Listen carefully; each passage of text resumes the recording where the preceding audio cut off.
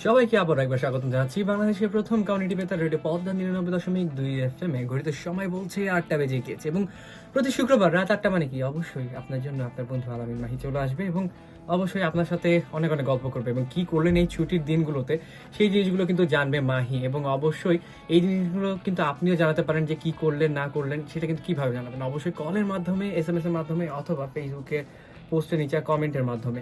কারণ কমেন্টের মাধ্যমে আপনি কি করে জানতে পারবেন, চলে যাবেন ফেসবুকে, সার্চ করবেন রেডিও পদ 99.2 FM এবং পেয়ে যাবেন একটি চমৎকার পোস্ট। এবং আপনি কিন্তু কল করতে পারেন চাইলেই 01755575777 এই নাম্বারটিতে। তাছাড়াও আছে কিন্তু আরেকটা বিশেষ চমক আছে, আরেকটা না শুধু দুইটা বিশেষ চমক নিয়ে আমি চলে এসেছি, যে দুটো মানুষকে আপনারা প্রায় আমাদের পেজে দেখতে পান। আমার সাথে স্টুডিওতে উপস্থিত আছে জিউ ভাই।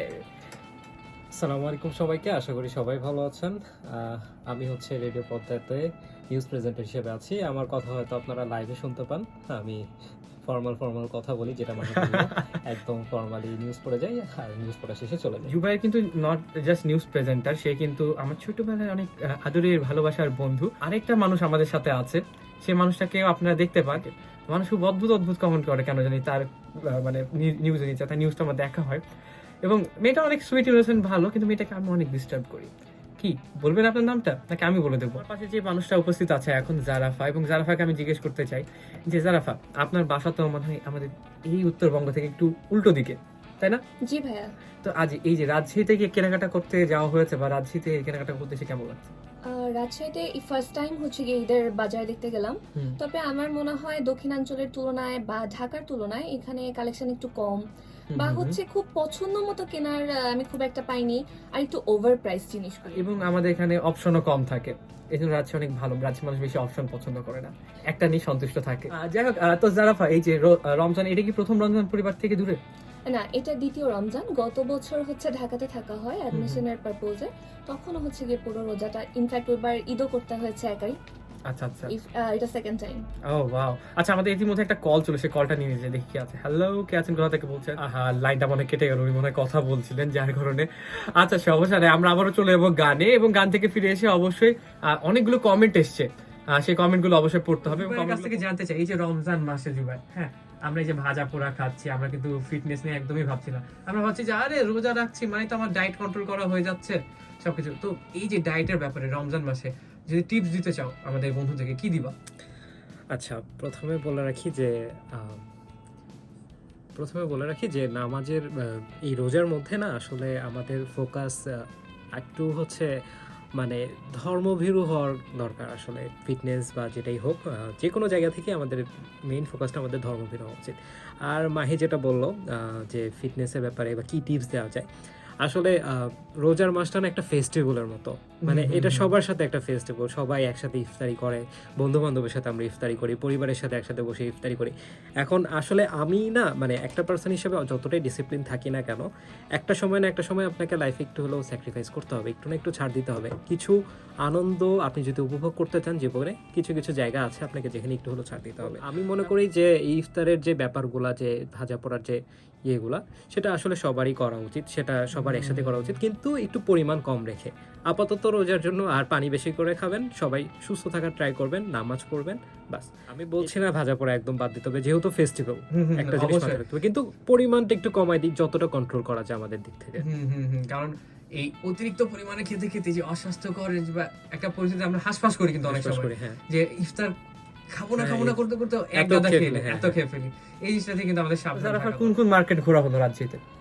ওমর প্লাজা ঘোরা হলো, সাহেব বাজারে গেলাম, আরডিতে শোরুম গুলোতে গেলাম, আড়ংয়ে। কোথায় কি শপিং করলেন এবং কার কি প্ল্যান চলছে সেটা কিন্তু অবশ্যই কমেন্ট করে জানাতে পারেন। যেমন কমেন্টে দেখতে পাচ্ছি কিছু বন্ধু তাদের মনে কথা লিখেছে, তারগুলো একটু পড়তে চাইতে পাচ্ছি। এমডি জাহিদুল ইসলাম রাফি লিখেছেন, ভাই কলটা রিসিভ করছেন না কেন? আয় হাই, যে কল তো এখন আসছেই না, আমি রিসিভ করতে গেলাম তখন বারবার কেটে যাচ্ছে, টাইমিং একটু উল্টাপাল্টা হয়ে গেছে।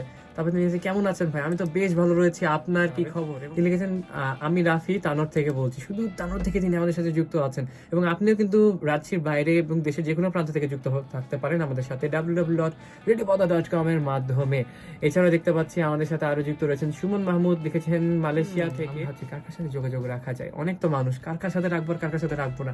বেশি যোগাযোগ রাখলেও কিন্তু আপনি আবার মানুষের সামনে সস্তা হয়ে যাবেন, এই জন্য বেশি যোগাযোগ না রাখাও ভালো। কি বলেন জারাফা, আপনি কি সবার খোঁজ খবর নেন? পরিবারের সবার খোঁজ খবরটা নেওয়ার আমি রেগুলার চেষ্টা করি, কারণ যেহেতু পরিবারের মানুষের প্রতি একটা বিশেষ সফট কর্নার কাজ করে বন্ধু বান্ধবের। তবে খুব অল্প পরিচিত বা এরকম কমন মানুষদের সাথে একটু কম কথাই হয়, কারণ আপনার মতো আমার মনে হয় যে আসলে বেশি মানুষের সাথে আপনি যত নিজের কথাবার্তা বাড়াবেন, স্বাভাবিক জীবনযাপনে তাদেরকে বেশি ইনভলভ করবেন, তারা আসলে অনেকটা সময় অনেক সস্তা ভেবে বসে, বা তারা মনে করে যে আসলে এইটাই তারা সবসময় ডিজার্ভ করে, যে ব্যস্ত থাকলেও তাদের সাথে আসলে সবসময় কথা বলতে হবে। জারাফা কিন্তু একটা খুবই দামি একটা কথা বলেছে। মাহিম ভাই, আপনি দেখবেন যে পরবর্তীতে আপনি যদি কোনো একদিন ব্যস্ততার কারণে তাদেরকে একদিন সময় দিতে না পারেন, উল্টো হচ্ছে আপনার সিচুয়েশন না বুঝে আপনাকে যদি জিজ্ঞেস না করে যে আসলে আপনার কোনো সমস্যা যাচ্ছে কিনা, সে আর উল্টো হচ্ছে আপনার সাথে রাগ দেখাবে এবং হচ্ছে গিয়ে অনেক বেশি সেন্টি খেয়ে যাবে বাংলা ভাষায়। মানে এই জন্য আসলে কন্ট্যাক্টটা সবার সাথে বেশি রাখা উচিত না। বোঝা যাচ্ছে জারাফার অনেক এক্সপেরিয়েন্স আছে। জারাফা কিন্তু আচ্ছা জারাফা, এরকম কি ঘটনা আপনার সাথে অনেক ঘটে, নাকি অল্প অল্প কিছু ঘটেছে তা থেকে আপনি বুঝে গেছেন? হ্যাঁ, দু একজনের থেকে বুঝে গিয়েছি, তাই আর বেশি না, এটা কিন্তু হয় আসলে। এই জিনিসটা কখন বেশি হয়, যখন আমরা যে ভার্সিটি লাইফ বা ক্যাম্পাস লাইফ শুরু করি, তখন কিন্তু অনেক নতুন নতুন বন্ধু আসে এবং তাদের সাথে সংযুক্ত হয়। আচ্ছা, আবার কল চলে এসেছে, একটু কলটা ধরে যায়।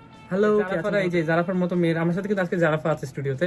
এটা কিন্তু যে ধাক্কা ধাক্কি করে না বাজারে, কি আপনাকে ধাক্কা মেরে দিয়েছে, আমার শুনে খুবই খারাপ লাগছে এবং আমার খুব ভালো লাগলো যে আপনি একটা ছেলে হয়ে ছেলের পক্ষে কথা বললেন। এই প্রথম কেউ বললো যে মেয়েরাও দুষ্টুমি করে আমাদেরকে ধাক্কা মারে, আমার শুনে খুবই ভালো লাগলো। দুষ্টু মেয়েদের পক্ষ থেকে দুঃখিত রাফি ভাইয়া, আপনাকে আর কোনো মেয়ে ধাক্কা না দিক এটাই কামনা করবো। না রাফি, আপনি কিন্তু চাইলে বাজারে না যেও কিন্তু কেনাকাটা করতে পারেন। কিভাবে বলেন তো? অনলাইনে কেনাকাটা করবে। হ্যাঁ একদম, অনলাইনে এখন অনেক অনেক অনেক আপনি অপশন পাবেন, যে জিনিসগুলো কিন্তু হোম ডেলিভারি নিয়ে নেবেন। মনে হয় ব্যালেন্স শেষ। যাই হোক, তাহলে আমরা আজকে একটা নতুন জিনিস শুনতে পেলাম যে ছেলেদেরকেও ধাক্কা দেওয়া হয়, হ্যারাসের শিকার হয় ছেলেরা। এই জারাফা কিন্তু কি করে হাসতে আছে আমার পাশে। আমার মনে হচ্ছে জারাফা এই কাজগুলো জারাফাই করে, বাজারে যেয়ে দুষ্টুমি করে, যে সবাইকে ধাক্কা ধুকিতে একটু ধাক্কা দিয়ে দেখেন, একটু ভিড় বাড়িয়ে দিই। এরকম কিন্তু অনেক আমাদের বন্ধু বান্ধব আছে যারা কিন্তু বাজারে যায় একটা জিনিস করতে। আমি আমার ফ্রেন্ডকে একদিন জিজ্ঞেস করছি যে দোস্ত তুই বাজারে কেন যাস? দোস্ত আমার তো কিছু কেনা লাগে না, কিন্তু বাজারে যে ভিড় হয়, সবাই যায়, সবাইকে দেখতে পাই, এটাই অনেক ভালো লাগে। আজ হোক আরেকটির মধ্যে আরেকটি কল পেয়ে গেছি, দেখি কি আছে আমার সাথে। হ্যালো, ইতিমধ্যে দেখতে পাচ্ছি প্লে লিস্টে একটি চমৎকার গান অপেক্ষা করছে, শতডানা প্রজাপতি। যাও জারাফা, উড়ে যাও, প্রজাপতির মতো নাই হয়ে যাও। জুবাই, তারপর বলো ঈদের কি কেনাকাটা করা হলো? ছেলেদের একটা ব্যাপার কি, এটা হয়তো সব ছেলেরাই রিলেট করতে পারবে, যে ছেলেরা একটা জুতা নিয়ে অনেক বেশি অবসেস থাকে। একদম একদম, স্নিকার্স বলতেই পারি, মাহিও অবশ্যই অবশ্যই অবশ্যই। মানে ওরা মানে 100 টাকাতে একটা ফেস ওয়াশ কিনবে না, কিন্তু 5000 টাকাতে একটা জুতা ঠিকই কিনবে। সমত। তো ঈদে প্ল্যান আছে জুতাটা মারি। আচ্ছা, এই যে আমাকে এই কথাটা যখন আমি আমার বাবা মাকে বলেছি, তখন আমাকে বলছে ঠিক আছে ওই জুতা দিয়ে তোকে জুতাবো।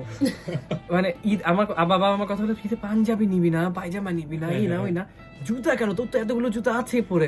ও কথা খুব খারাপ বলেনি, কিন্তু কেন জানি জুতার প্রতি একটা অন্যরকম একটা অবসেশন আছে। আর জারাফা, কয়টা জামা নাম হচ্ছে? আপনি তো জারাফা কিন্তু এতক্ষণ বদনামি করে গেল যে রাজ্যতেই পাওয়া যাচ্ছে না। আপনি অনলাইনে কয়টা কি কিনলেন তাই বলেন? অনলাইনে দেখে রেখেছি, নতুন একটা কালেকশন আসতে পারে, তবে দেখি আরেকটু ভেবে চিন্তে তারপর।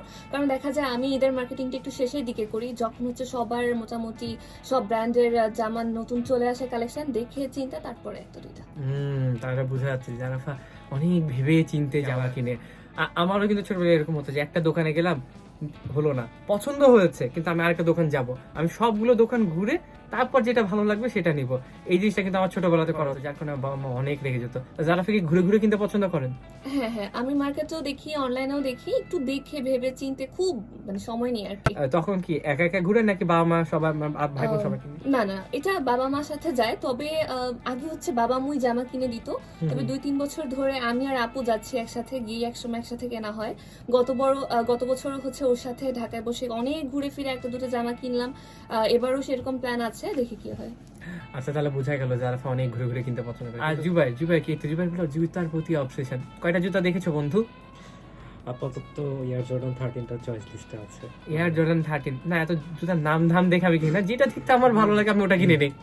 জুতা দেখছি আমার হচ্ছে চেলসি তো বুঝে সব, চেলসি একটা, হ্যাঁ চেলসি বুট, আর হচ্ছে স্পোর্টস ঈদের পরে খেলা আছে, সো খেলার ইচ্ছা আছে এখন। বাহ, আমি তো ভাই খেলার জন্য একটা হয়তো বা গেঞ্জি কিনতে পারি, এটা ওটা, এই খেলার জন্য আলাদা আলাদা জুতা কিনে, ওরে বাবা ডেডিকেশন লেভেল। আসলে জারাফা খাওয়া দাওয়া কিন্তু করতে হবে, রমজান মাসের মাঝে ইফেক্টটা জারাফার উপরে পড়েছে, বেচারি মুখ টুক শুকিয়ে গেছে। এখন দেখা গেলো জারাফার বাসায় যদি যাই, তখন আন্টি বলবে কি রে রাজশাহীতে কি তোকে কেউ খেতে দেয় না, এরকম কি বলে? যাতে না বলতে পারে তাহলে আপনি একটা বিরিয়ানি ট্রিট দিয়ে দিতেই পারেন। দেখ কি চালাক, এই যে বলে না বরিশাল্লা মানুষজন খুবই চালাক হয়, এই যে সুযোগ বুঝে আমার কাছ থেকে ট্রিটটা চেয়ে নিলাম। দেখতে দেখতে কিন্তু বসন্ত শেষ, আমাদের ঘড়ির সময়ও শেষ, এবং হয়তো সময় বলছে 9টা বেজে পার হয়ে গিয়েছে, আমাকে কিন্তু বিদায় নিতে হবে। প্রিয় শ্রোতা, আজকের মতো বিদায় নিচ্ছি আমি, আলামিন মাহি। শুনতে থাকুন, সাথে থাকুন, ফিরবো, দেখা হবে আবার অন্য কোনো দিন।